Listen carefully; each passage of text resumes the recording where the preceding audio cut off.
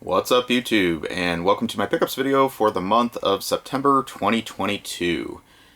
Did a little bit of travel this month in that I just went across my state and visited Kansas City for a concert for a couple days, and did a little bit of game hunting while I was out there. Most of the stuff you're going to see is actually from internet purchases this month, as the local area around here has been pretty dry the last few months. There's just not a whole lot of stuff that I'm really looking for or just that interests me. So we'll go ahead and kick off. There's going to be quite a few Sony games in this video, and then just kind of a hodgepodge of some other things I got over the month as well.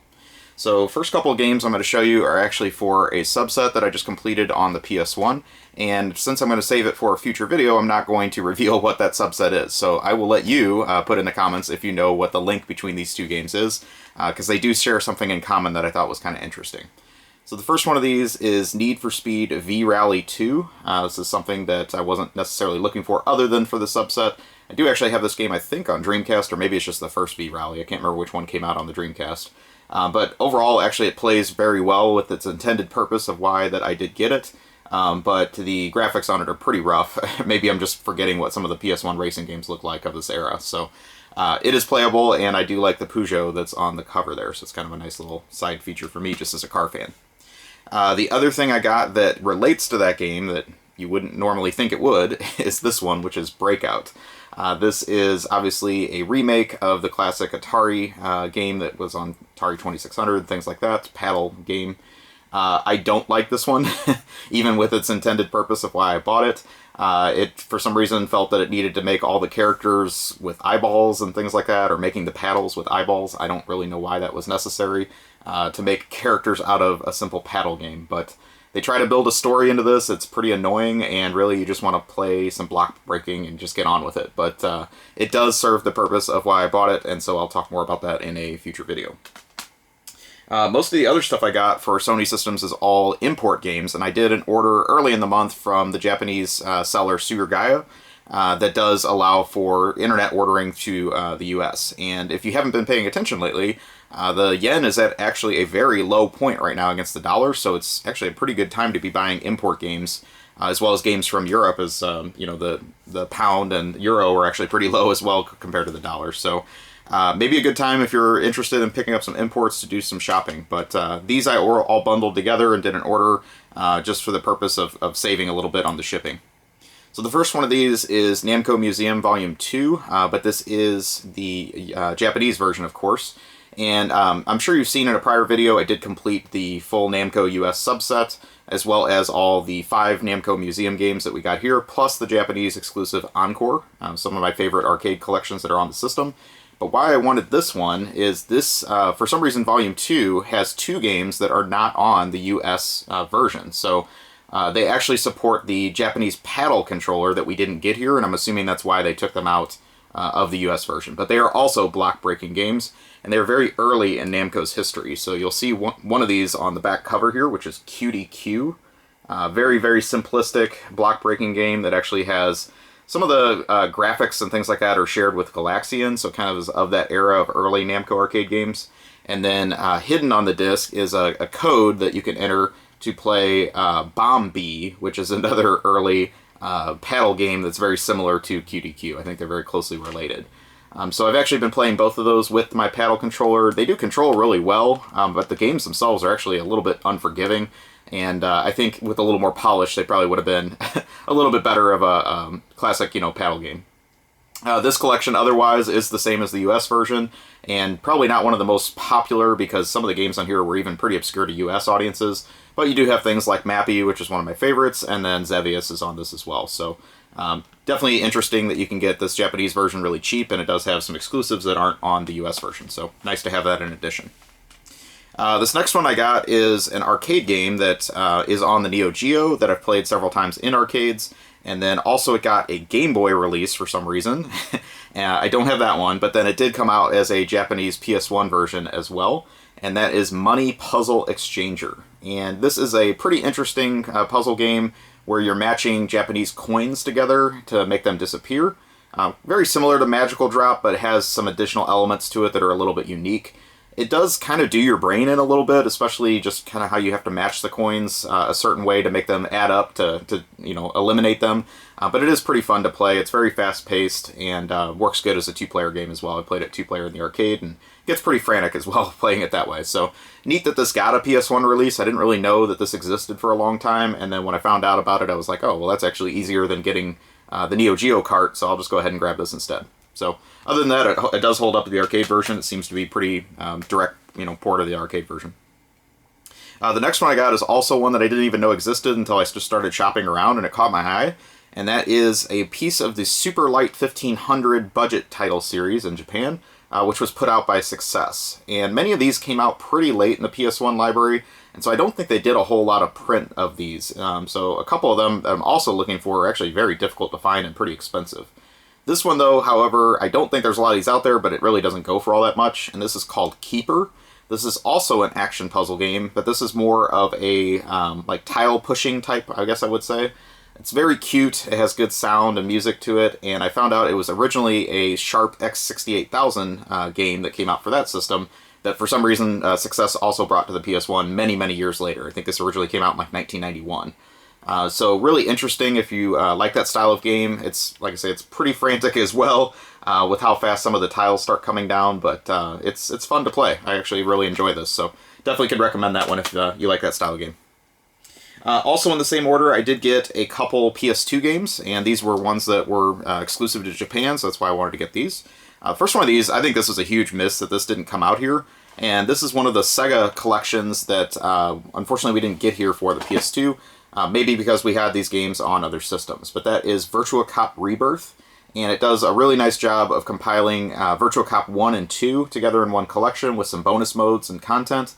And then what I really like about this one is it does support the GunCon 2, which is one of my favorite light guns. So really fun to play this with the GunCon 2. I'm used to playing it on the Saturn with the Sega Stunner, and I think it just kind of gives a little bit extra element to it using the GunCon instead, because it's kind of a more comfortable gun to use. But this is really a good collection. It seems to be fully in English, so I don't really know why. It seems like it would have been a low-risk thing to bring to the US. And I do think Europe got this, so it's even weirder that this didn't come out here. But very cool if you like these classic light gun shooters from Sega, obviously very arcadey.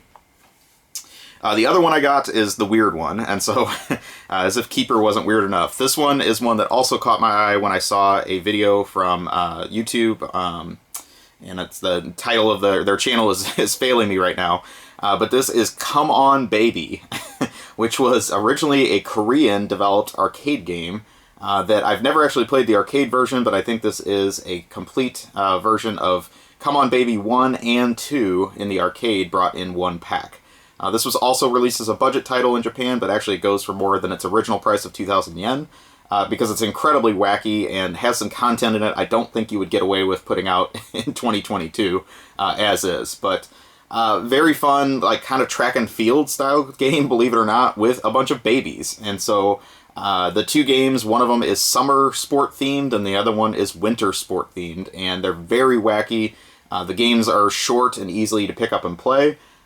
They use kind of a 3-button system, which is how it was played in the arcade, and it's kind of like mashing 3 buttons at a time or in alternating patterns and things like that. So the way you play each game differs a little bit. It is all in Japanese, but there is little visual tutorials between each stage, so you can pick up really what it's asking you to do with the button pushing. So give you a little view of the back there as well. And Retro Pals was the channel I was trying to think of. So I highly recommend checking out Retro Pals' video on this game. They did an in-depth stream of this back in the day, and it is very insane. I can't wait to play this with some friends and just kind of surprise them with it and say, hey, we're going to play some Come On Baby and see what the reaction is. But I think it's very fun. I would recommend this one. Some other stuff I got this month. So I did pick up a Game Boy game recently in town that I kind of saw as a big hole in my Game Boy collection. I've gotten to the point where I'm really comfortable that I have most of the really good stuff on the Game Boy, and I at one time was going for a complete set of original black and white Game Boy, but now that there's just so much shovelware as far as what I still need, I'm kind of backed off from that. But one that fell through the cracks for me was this one, which is Moe Mania. And this was actually a Miyamoto team-developed title that came out very late in the Game Boy life. I think it came out in '96 in Japan and didn't even come out here till '97. But it's a really fun action puzzle game, which I do like, and has some interesting themes to it, where there's like each level has an above ground and an underground component to it, since it is a mole that can go between, up and down beneath dirt. And really, the puzzles are fun. It's challenging, has battery saves, so you can pretty much just play any level and stop there, and it'll pick up right where you left off. And really enjoying playing this on the Super Game Boy, because it has some nice backgrounds and color added, enhanced for that version as well. For some reason, this game spiked big over the summer. I don't know if it was the Miyamoto connection or some YouTube videos or what, but it is starting to come back down to earth a little bit, and I found it locally at a decent price, so I figured now is the time to pull the trigger on this one. But if you haven't played this one, I was pleasantly surprised. I will probably be playing this quite a bit more on future trips, because it is very fun to really work your way through the challenges. And then once you finish the first world, you can play all 7 of the worlds in the game in whatever order you want. So I kind of like that, so if you get stuck on one puzzle, it's not like game over and you're frustrated. You can just move on to something else instead to give yourself a little bit of variety. So really well-designed game, and it's kind of sad that, of all the Nintendo games that got sequels, for some reason this one is still lost to time. So maybe someday we'll see a return of Moe Mania on the Switch or something like that. Next, we're going to get to my big splurge of the month. This was part of my Kansas City trip. I saw this in person, and I said, you know what, I'm going to go ahead and finish that subset. And I did buy a complete in-box copy of Mega Man 1 on the NES. And I'm pretty happy with the condition of it. It's not mint by any means, but it is pretty nice. It is the first revision of the game, and then it does also have this bullseye for a giveaway for a Captain Commando watch that you could mail away for. And I didn't have the card for that in there, but other than that, it was complete. I did have this game cart and manual before, and so I'm going to sell my cart and manual and then just keep this nice complete copy. The cartridge that came with it was like completely mint condition, so I was very happy about that. But why this completed my subset is I now have all the Mega Man games for NES 1 through 6 complete in the box, and this one box was what was holding me back from that for quite some time. So this one, I didn't have any history playing this one as a kid. I started playing the series with Mega Man 3 and 4. Those were the 2 that I had as a kid.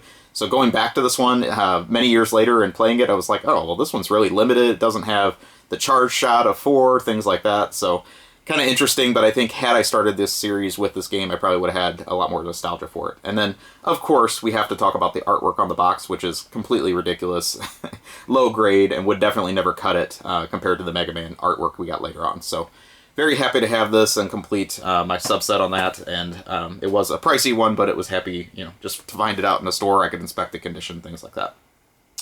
Another game I got the box and manual for that completes it, other than having the outer cardboard box, is Psychosis for the TurboGrafx 16. This is one I've had HuCard only for probably about 15 years, and just finally found somebody selling the box and manual separately, or case and manual, I should say. And this is kind of a, I don't know, one of the more uncommon shooters, I would say, for the original cartridge system, but it isn't really a very good. But I do like the title. I like the artwork on this one. I think it actually looks kind of cool. And then the Japanese version of this was called Paranoia, which I also think is a great title for a game, so it's interesting that they even changed it to maybe the even more oblique Psychosis here. But regardless, it is kind of an interesting shooter, and so very happy to have that nice and in the case for my TurboGrafx collection. Another thing I got from the Surigaya order was a link cable for the Neo Geo Pocket Color, and very happy to have this. This is the official SNK cable. It's got their branding on it and all that. And so now actually I can play, since I have multiple Neo Geo Pocket Color systems, I can play those linked together with a friend with some of the games that do share some link cable capabilities. So very happy to have this. This is something I've been looking for a while. I kind of wanted it in the box, but they shipped it loose, so I figured, well, whatever. It was cheap. And then, speaking of Neo Geo Accessories, this I found locally and was just like, why not? So one of my local game stores got a Neo Geo Gamepad, which works great with my Neo Geo CDZ system. I already have one of these, but I didn't have a second controller as a backup or for a second player, so I figured might as well have a nice matching set. And, again, these are very strange to find locally because they didn't sell like hardly any of these in my area. But for some reason, somebody traded in this, one of the Jelly Bean style joysticks, and then I guess a couple cartridges for the AES. But this does work equally well with the CD system as well. So also one of my favorite controllers. It's very comfortable to hold, and then of course you get that wonderful clicky joystick that's part of it as well. So very happy to have another one of these just for my Neo Geo collection. And then the very last thing I got was a magazine. You guys know I like to collect magazines as well. And I found this locally also, so I figured why not. This is an issue of Video Games and Computer Entertainment from 1991.